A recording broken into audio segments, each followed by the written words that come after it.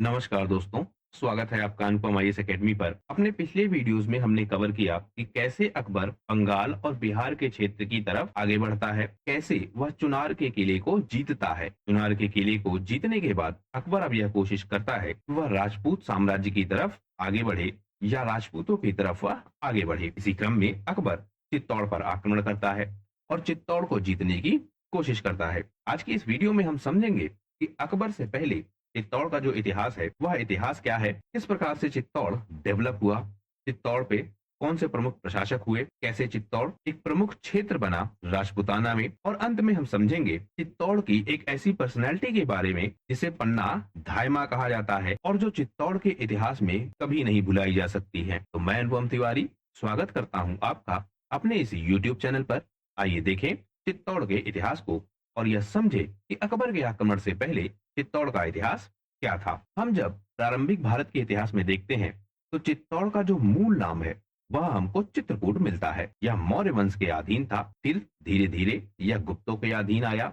बाद में जो स्थानीय शासक हैं वह इस पर अपना नियंत्रण बनाए रहे। 7वीं शताब्दी के आसपास यह गुहिल वंश के कंट्रोल में आया और गुहिल वंश मेवाड़ का मुख्यतः वंश था। गुहिल वंश राजपूतों का ही वंश है। तो प्रारंभ में मौर्य साम्राज्य के अधीन, मतलब जब हमको दस्तावेजों में इसका विवरण दिखता है तो मौर्य साम्राज्य के अधीन, फिर गुप्तों के अधीन, फिर कुछ स्थानीय शासक, उसके बाद धीरे धीरे यहाँ पर सबसे पहला और सबसे बड़ा वंश जो उदित होता है स्थानीय रूप से वह आपका गुहिल वंश होता है।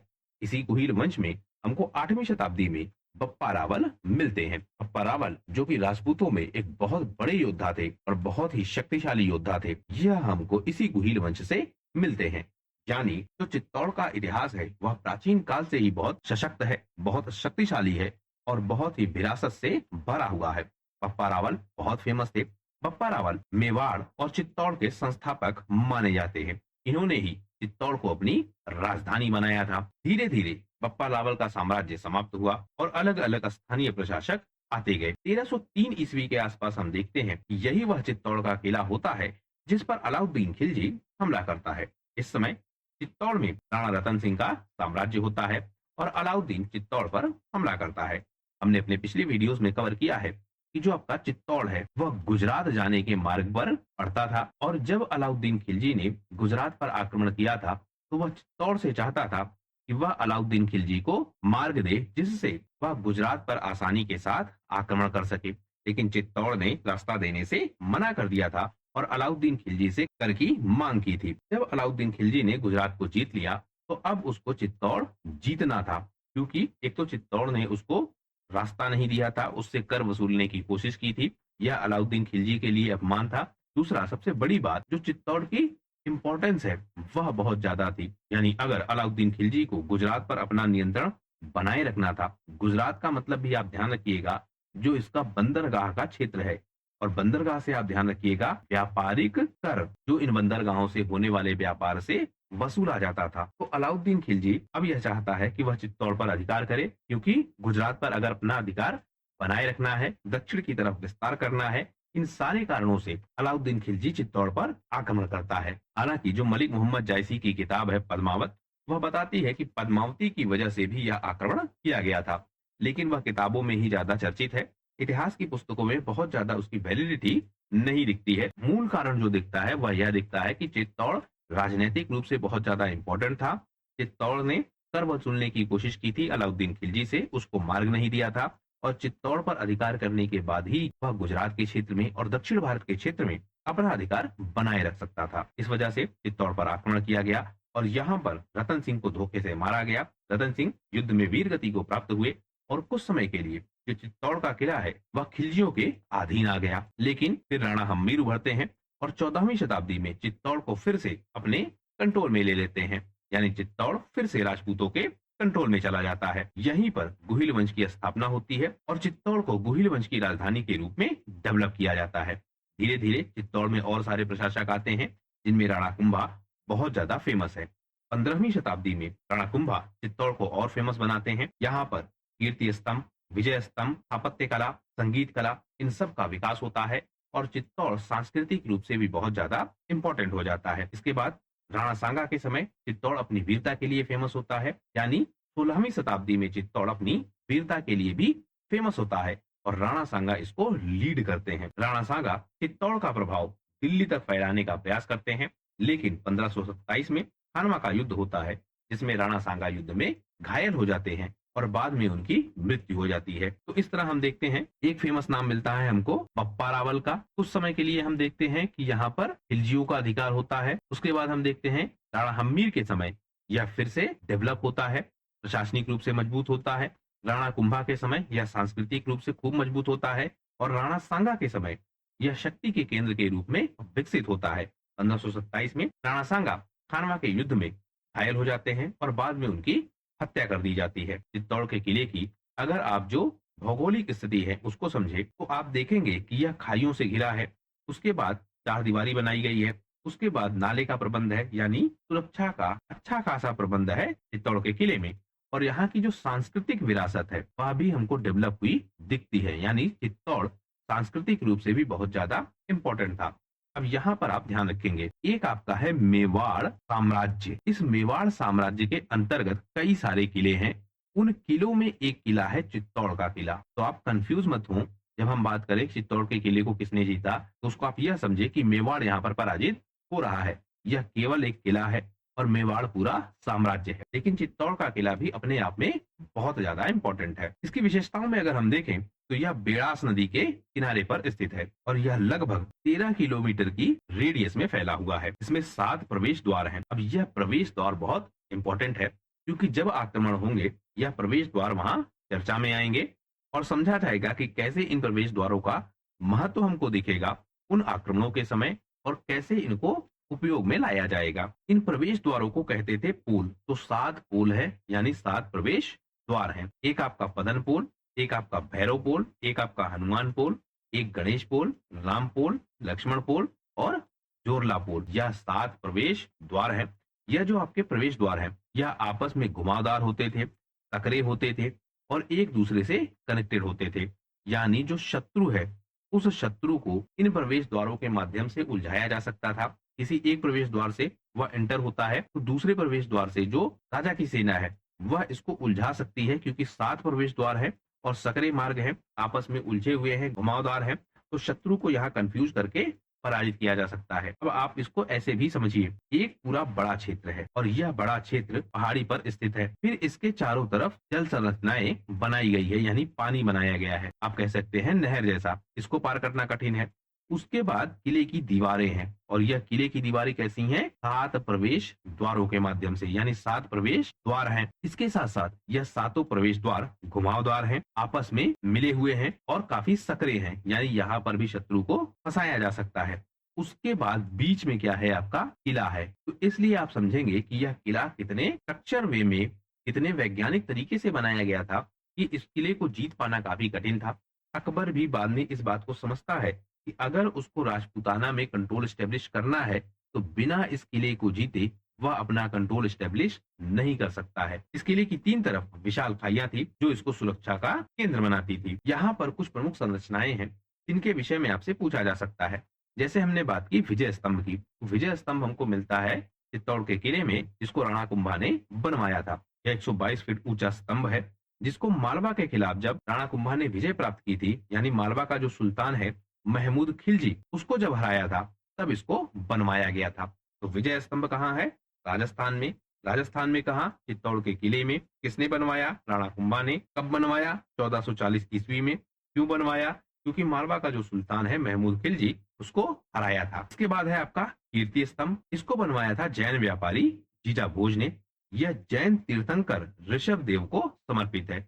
यह बहुत इंपॉर्टेंट है क्योंकि यहाँ आप कंफ्यूज होंगे कि कीर्ति स्तंभ बन रहा है, चित्तौड़ में बन रहा है, तो किसी विजय का यह प्रतीक होगा। लेकिन जो जैन तीर्थंकर है ऋषभ देव, उनको समर्पित यह बनवाया गया है। इसके बाद रानी पद्मिनी का महल, क्योंकि चित्तौड़ से ही वह कनेक्टेड है, तो इनका महल भी हमको मिलता है कहाँ? चित्तौड़ के किले में, और यह एक सुंदर झील के बीच स्थित है। फिर फतेह प्रकाश महल, यह राणा फतेह सिंह ने बनवाया था और वर्तमान में एक संग्रहालय के रूप में उपयोग हो रहा है। इसके अलावा गौमुख कुंड, यह भी हमको चित्तौड़ के किले में मिलता है, जो एक जलकुंड है और एक गाय के मुख से लगातार पानी यहाँ बहता रहता है। यह ज्यादा फेमस है तीर्थ स्थल के रूप में, क्योंकि लोगों को पता नहीं है कि पानी कहाँ से आ रहा है पानी लगातार बह रहा है और गाय के मुख से बह रहा है, इसीलिए इसको गौमुख कुंड कहते हैं। और यह सब कुछ कहाँ है? चित्तौड़ के किले में। चित्तौड़ धार्मिक स्थलों के लिए भी बहुत फेमस है, क्योंकि यहाँ पर 130 से ज्यादा मंदिर हैं। इन मंदिरों में हिंदू धर्म के मंदिर और जैन धर्म के भी कुछ मंदिर हमको मिलते हैं।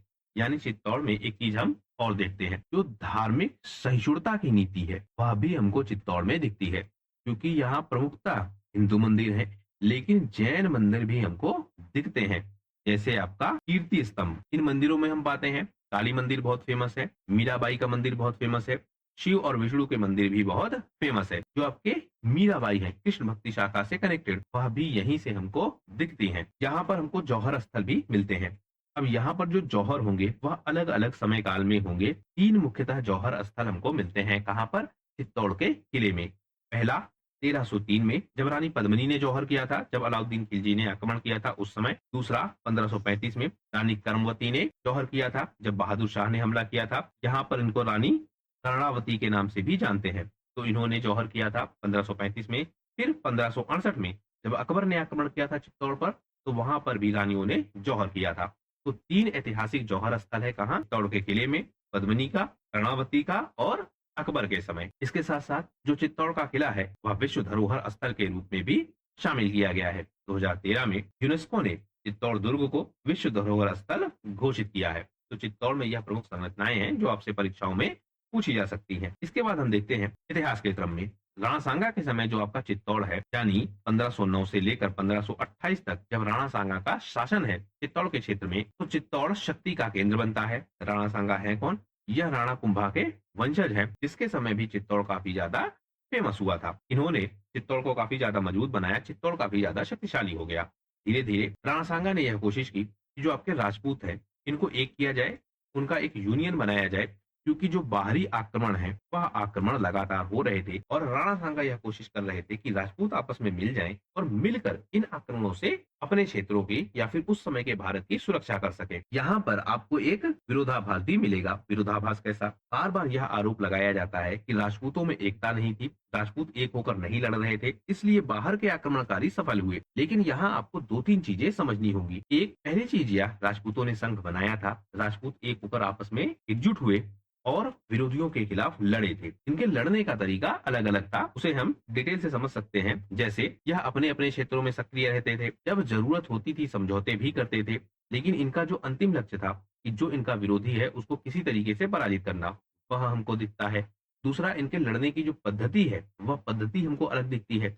यानी राजपूतों में हमको क्या दिखता है कि जो आपका राजा होता था वह राजा युद्ध के मैदान में सबसे आगे होता था। यानी राजपूत भले ही 100 युद्धों में से 99 युद्ध जीत जाएं, लेकिन अगर एक युद्ध में भी पराजित हो जाते थे तो उसका कारण केवल यह होता था कि उनका राजा पराजित होता था या फिर राजा युद्ध के मैदान में मारा जाता था। इतिहासकारों ने क्या किया, इस 99 युद्ध को जिसको राजपूतों ने जीता उसको उतना महत्व नहीं दिया, बल्कि उस एक युद्ध को ज्यादा महत्व दिया जिसे राजपूतों ने हारा हो। और इसका कारण यह भी हो सकता है कि इस एक युद्ध के हारने के बाद ही जो परिवर्तन है वह परिवर्तन बड़े हुए हों, या फिर सत्ता का जो ट्रांसफर है वह ट्रांसफर बड़ा हुआ हो, नया कोई साम्राज्य आया हो, नई कोई व्यवस्था आई हो, इसलिए इस एक युद्ध का ज्यादा वर्णन है। कुल मिलाकर हम यह पाते हैं कि राजपूतों ने संघ बनाया था, राजपूतों ने लंबे समय तक बाहर की शक्तियों को रोक के भी रखा और इस संघ बनाने में राणा सांगा की भी प्रमुख भूमिका दिखती है। राणा सांगा के समय दिल्ली और आगरा का क्षेत्र राजपूतों के अधीन आ चुका था। धीरे धीरे उत्तर भारत में बाबर का आगमन होता है और बाबर और राणा सांगा के मध्य संघर्ष होता है। 1527 के इस युद्ध में राणा सांगा बुरी तरीके से घायल होते हैं और बाद में उनके ही लोग उन्हें मार देते हैं और बाबर सफल होता है और अंततः मुगल साम्राज्य की भारत में नींव पड़ती है। राणा सांगा के बाद हम देखते हैं कि चित्तौड़ में उत्तराधिकार का संघर्ष प्रारंभ हो जाता है। 1528 में राणा सांगा की मृत्यु हो जाती है, यानी 1527 में खानवा का युद्ध होता है। खानवा के युद्ध में राणा सांगा घायल हो जाते हैं, बाद में इनके ही लोग इन्हें मार देते हैं, इनको जहर दे दिया जाता है, ऐसा वर्णन मिलता है इतिहासकारों द्वारा। तो राणा सांगा की मृत्यु हो जाती है। इसके बाद उत्तराधिकार का संकट प्रारंभ हो जाता है चित्तौड़ के क्षेत्र में। 1528 से लेकर 1531 तक राणा रतन सिंह द्वितीय, जो कि राणा सांगा के पुत्र थे, यह चित्तौड़ की शासन व्यवस्था को संभालते हैं। लेकिन राणा रतन सिंह द्वितीय इतने ज्यादा योग्य नहीं होते हैं और दरबारी षड्यंत्र खूब सारे होते हैं, क्योंकि आपको ध्यान रखना होगा कि राणा सांगा की नीतियों के खिलाफ इनके दरबार के लोग भी थे, जिसका परिणाम यह हुआ कि अंततः राणा सांगा को जहर देकर मारा गया। तो जो दरबार के लोग हैं वह धीरे धीरे प्रशासन के खिलाफ होते जा रहे थे। और जब राणा रतन सिंह द्वितीय का शासन आता है तो यह इसके विरोध में होते हैं। 1531 में राणा विक्रमादित्य शासन को संभालते हैं। यह राणा सांगा के दूसरे पुत्र होते हैं। लेकिन राणा विक्रमादित्य जनता में और दरबार में दोनों जगहों पर लोकप्रिय नहीं होते हैं। ना तो इनको जनता पसंद करती है, ना इनको दरबार के लोग पसंद करते हैं। तो यहाँ आप देखेंगे राणा सांगा की मृत्यु हुई और जो दरबारी लोग हैं वह धीरे धीरे प्रशासन के विरोध में आ चुके हैं। यहाँ आप देखेंगे राणा रतन सिंह के समय जो दरबार के लोग हैं वह राजा के खिलाफ हैं और वह चाहते हैं कि राजा को किसी भी तरीके से हटा दिया जाए। फिर आप देखेंगे राणा विक्रमादित्य के समय अब दरबार के लोग और जो आपके जनता है यह दोनों चाहती है कि किसी भी तरीके से प्रशासक को हटा दिया जाए। दोनों इसके विरोध में हैं। इसके बाद एक व्यक्ति उभरता है, उसका नाम है बनवीर। बनवीर कौन है? यह राणा सांगा का एक दासी पुत्र है, यानी राणा सांगा का उत्तराधिकारी नहीं है, लेकिन खुद को यह उत्तराधिकारी मानता है कि सिसोदिया वंश का यही उत्तराधिकारी है। राणा सांगा सिसोदिया वंश से कनेक्टेड थे। तो जो आपका बनवीर है, जो दासी पुत्र है, वह चाहता है कि अब जो शासन है वह उसके कंट्रोल में आ जाए। और यहाँ हम देख रहे हैं कि उत्तराधिकारी का संकट बना हुआ है। जो उत्तराधिकारी हैं उनको लेकर संघर्ष चल रहे हैं। तो विक्रमादित्य गद्दी पर बैठे हुए हैं। विक्रमादित्य कौन? 1531 में जो गद्दी पर बैठे हैं। 1535 में बहादुर शाह जो कि गुजरात का है, यह चित्तौड़ पर आक्रमण करता है। इस आक्रमण के कारण भले ही चित्तौड़ को बहादुर शाह नहीं जीत पाया, लेकिन चित्तौड़ काफी कमजोर हो जाता है। यानी जो गुजरात का शासक है बहादुर शाह, वह भी धीरे धीरे अपने क्षेत्र को बढ़ा रहा था।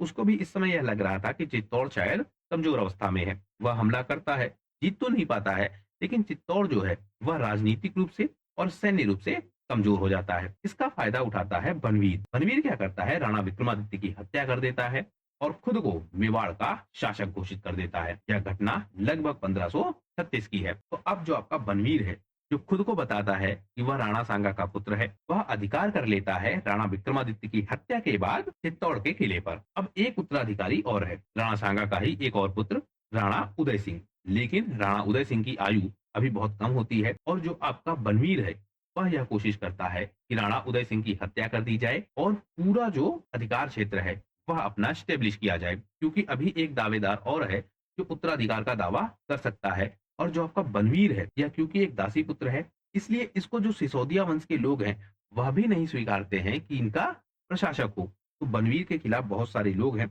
लेकिन यह किसी भी विकल्प को समाप्त करना चाहता है।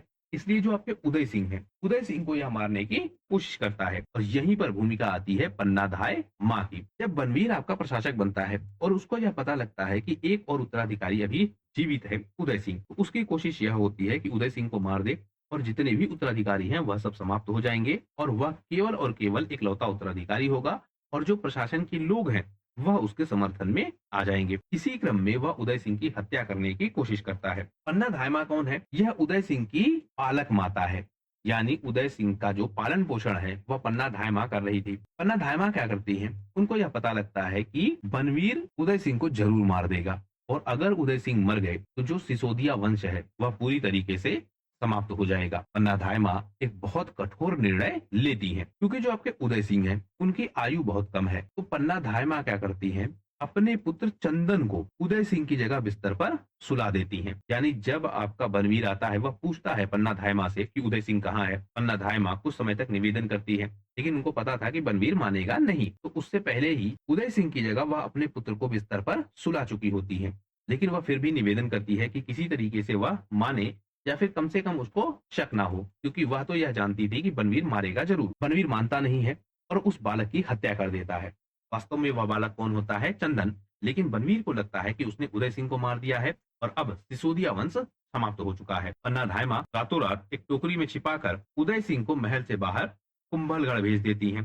हमने जैसे आपसे पीछे बताया था कि कई सारे किले हैं मेवाड़ में, उन किलों में एक किला है चित्तौड़ का किला। तो इसी तरीके से एक किला है कौन सा? कुंभलगढ़ का किला। वहां भेज देती हैं। कहा यह भी जाता है कि अशोक दास चौहान और औंद्र सिंह चौहान यह भी होते हैं किसके साथ? उदय सिंह के साथ। यानी इन लोगों की भूमिका भी मिलती है कि यह भी शामिल होते हैं पन्ना धायमा के साथ और उदय सिंह को पहुंचाया जाता है कुंभलगढ़ के किले में। इसी क्रम में हम देखते हैं कि 1536 से लेकर 1540 तक बनवीर का 4 साल का शासनकाल होता है। लेकिन उधर उदय सिंह कुंभलगढ़ के किले में पहुंच चुके थे, उनका पालन पोषण वहां प्रारंभ हो चुका था। जो चित्तौड़ के लोग हैं उनको भी यह लगने लगा था कि अब जो आपका सिसोदिया वंश है वह समाप्त हो चुका है, क्योंकि लोगों की जानकारी में तो यही था कि उदय सिंह को बनवीर ने मार दिया है और इस वजह से बनवीर 4 वर्षों तक शासन को संभाल पाता है। लेकिन धीरे धीरे लोगों को यह पता लगता है कि पन्ना धायमा ने किस तरह का बलिदान दिया है और उस बलिदान के कारण किस तरह से उदय सिंह जीवित है। धीरे धीरे जो यह सरदार हैं वह एकजुट होते हैं, बनवीर के विरुद्ध युद्ध किया जाता है। और युद्ध कौन सा? मावली का युद्ध। 1540 में यह युद्ध होता है, बनवीर को मार दिया जाता है और उदय सिंह को मेवाड़ का शासक घोषित किया जाता है। तो बन्ना धायमा के इस बलिदान की वजह से अंततः सिसोदिया वंश का जो शासक है उदय सिंह, उसका अधिकार फिर से स्टेब्लिश होता है। कहां पर? चित्तौड़ के किले पर। अब जो आपके यह उदय सिंह है, इन्हीं से कनेक्टेड होगा अकबर, या इन्हीं से समझौता करने की कोशिश करेगा अकबर, और अकबर का जो शासन है वह चित्तौड़ से इन्हीं के समय काल में जुड़ेगा, या फिर अकबर इन्हीं के समय काल में चित्तौड़ पर अधिकार करने की कोशिश करेगा। आने वाले वीडियोज में हम डिटेल से समझेंगे कि कैसे चित्तौड़ पर आक्रमण किया गया, कैसे चित्तौड़ को जीतने की कोशिश की गई और कैसे चित्तौड़ में अकबर ने कत्लेआम मचाया। इस वीडियो में फिलहाल सिर्फ इतना ही। वीडियो यदि पसंद आया हो तो प्लीज शेयर कीजिए अपने दोस्तों के साथ। इस वीडियो का अगर आपको पीडीएफ चाहिए हो तो डिस्क्रिप्शन में आपको लिंक मिलेगा, वहां से आप व्हाट्सएप चैनल से जुड़ सकते हैं। इस वीडियो का पीडीएफ वहां पर आपको प्रोवाइड किया जाएगा। वीडियो को पूरा देखने के लिए बहुत बहुत धन्यवाद। आपका दिन शुभ हो।